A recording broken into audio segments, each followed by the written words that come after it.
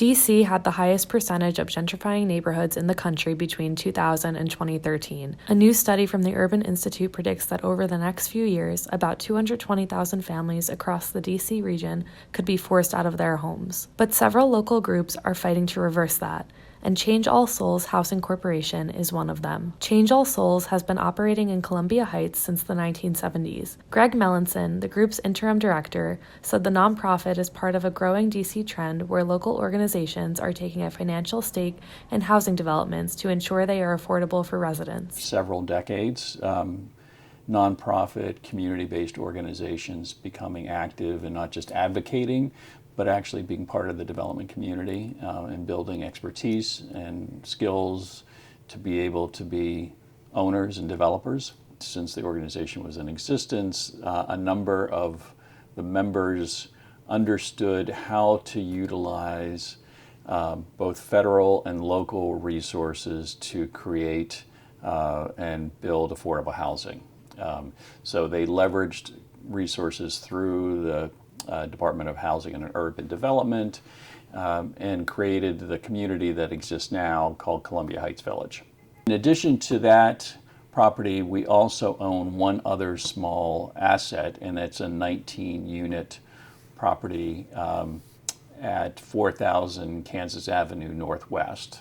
Through looking and getting resources from the city, put together a redevelopment plan and rehabilitated those 19 units, completed that renovation in 2017, and now that property is fully occupied.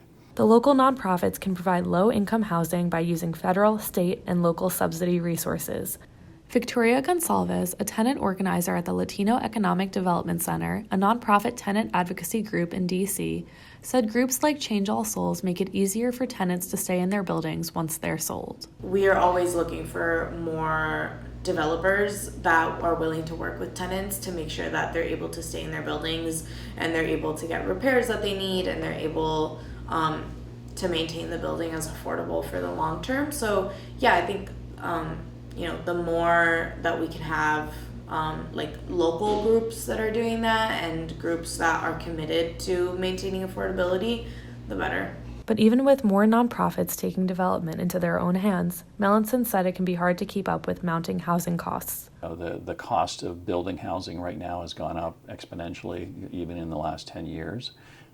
So even the subsidy programs that in the past would have made building or renovating properties, making it viable, the cost has now exceeded even those subsidy programs, so now the economics are still not there. But if more local nonprofits become stakeholders in housing developments, local advocates think fewer people might be forced out of their homes in D.C. in the coming years. It's really bringing together as much of the federal, state, and local subsidy resources together and marrying that with private capital and showing the private capital investors that there is good money to be made by investing in these communities. So helping bring additional money in and ultimately to create more of that affordable housing.